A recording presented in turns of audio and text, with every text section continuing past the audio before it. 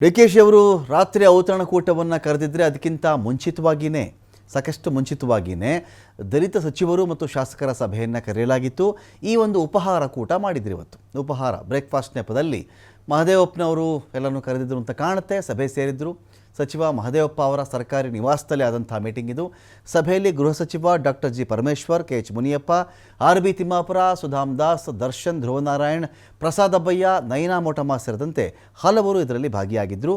ಒಳ ಮೀಸಲಾತಿ ಕುರಿತು ಸಮಾಲೋಚನೆ ಮಾಡಲಾಗಿದೆ ಇಲ್ಲಿ ಅಂತ ಹೇಳ್ತಾ ಇದ್ದಾರೆ.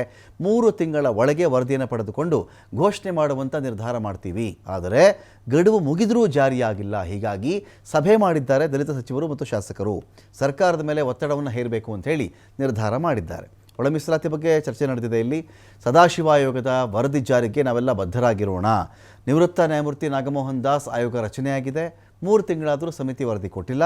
ಇದರ ಬಗ್ಗೆ ನಾವು ಮತ್ತೊಮ್ಮೆ ಸರ್ಕಾರಕ್ಕೆ ಎಚ್ಚರಿಸೋಣ.